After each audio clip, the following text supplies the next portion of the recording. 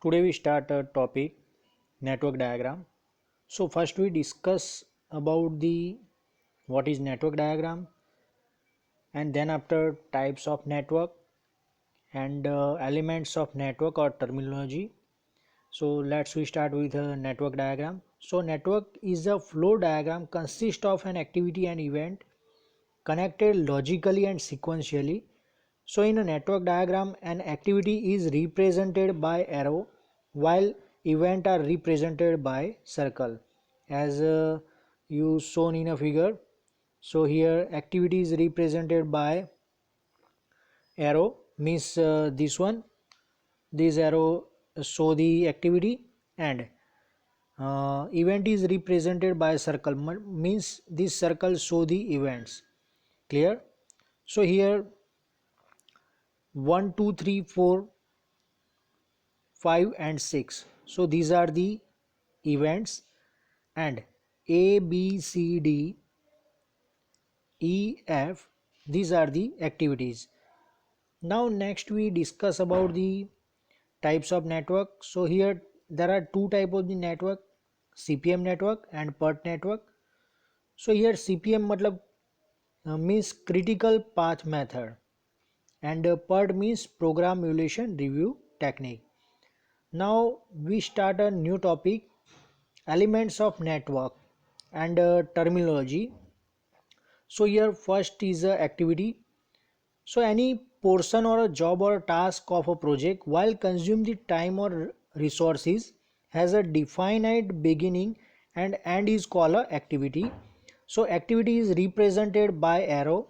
So these are the this arrow show the activity, and the activity is represented by the arrow, and length of the arrow is not significance, and symbol above the arrow indicate the activity description means this one above the arrow description is right, and below the arrow duration is right.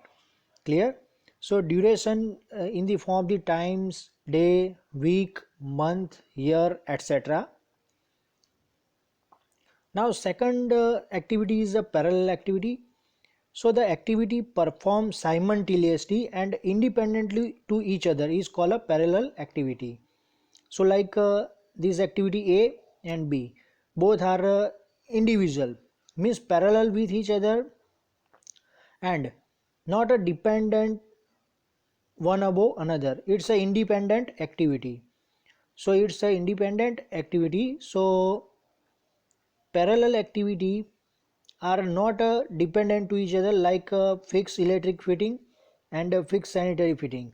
So both activities are different with each other and not dependent to each other. Now next is a serial activity or a series activity. So the activity performed one after the another activity is succession are called a serial activity. So like after excavation concrete work at a foundation is start means if activity P is completed then after Q is start.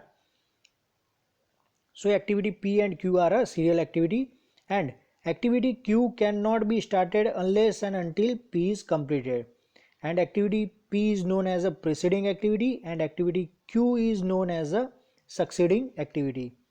Preceding means back, and succeeding means forward, and another is a predecessor activity. So the activity or activities performed before another activity can being are called a predecessor activity to that of the activity, and the activity are activities performed immediately before the another activity without intervening activity are known as a immediate predecessor activity. Next is a successor activity. So the activities performed after the performance of the another activity is known as a successor activity.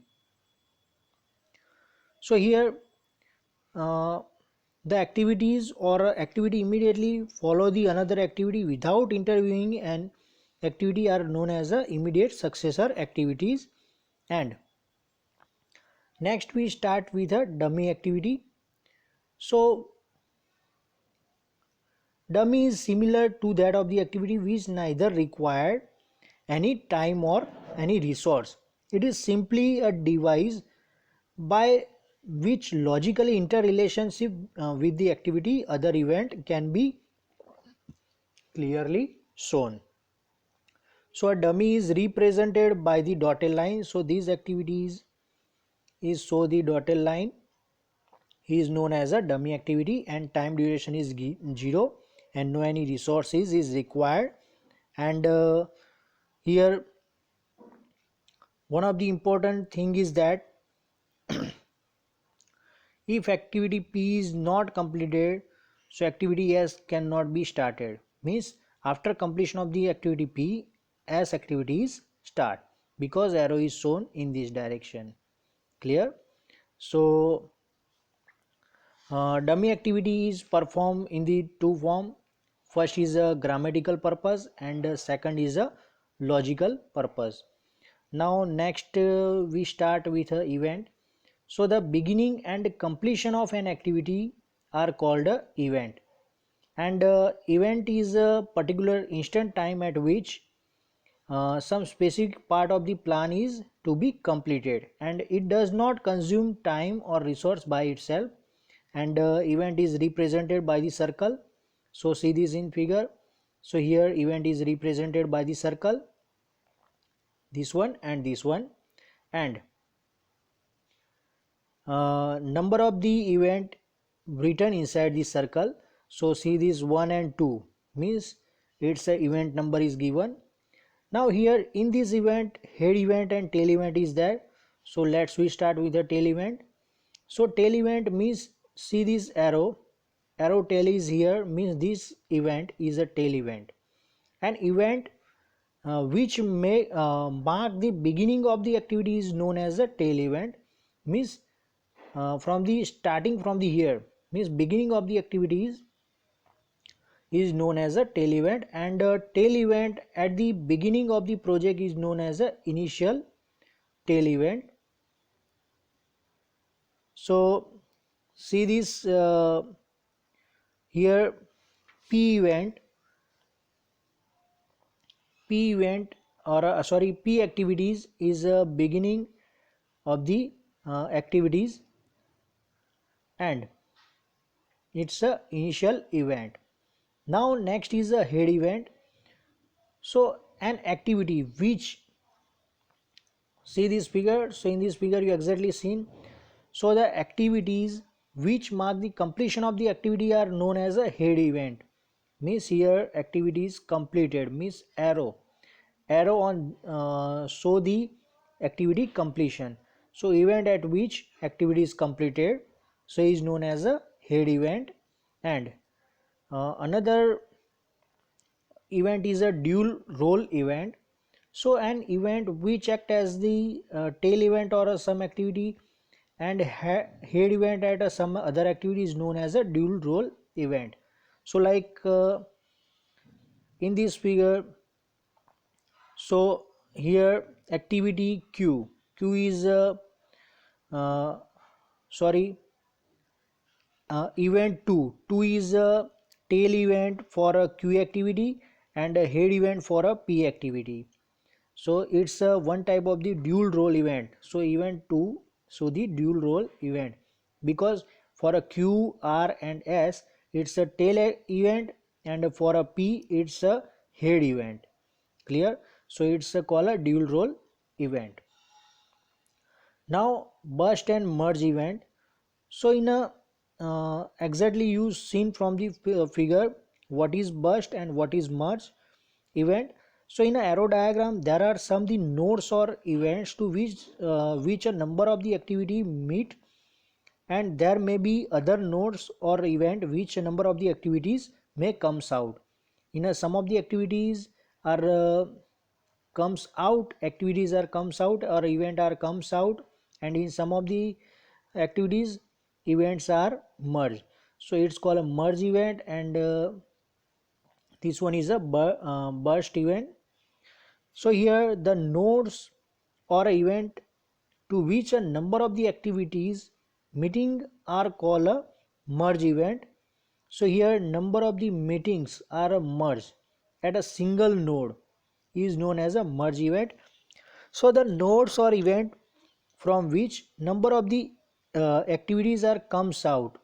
So these are the comes out activities. So it's called a burst event.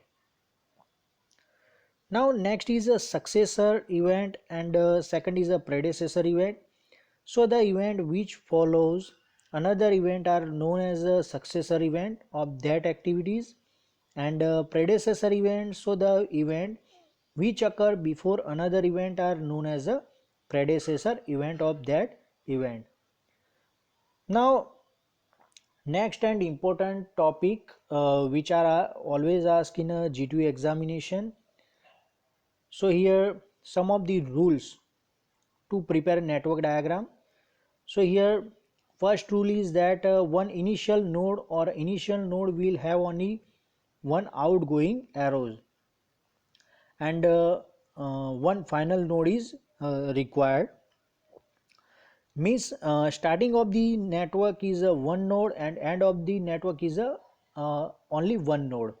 Means starting and end one node is required compulsory, and an activity cannot start until the its tail event had occurred, and an event cannot twice, hence the network looping is not permitted, and event cannot occur until the activities leading its is to it is are completed, and arrows should represent the singular situation. So a network should be represented in a such a way that all the activities are completed to reach the end of the objective, and all constraint and their dependencies should be shown properly on that network by using the dummies. So the network logic should be always maintained, and the time flow is usually from left to right direction. So these are the important network rules to prepare the network diagram. So in next lecture we discuss about the AOA network, AON network, and examples for the network diagram. So today we complete our topic at here. Thank you.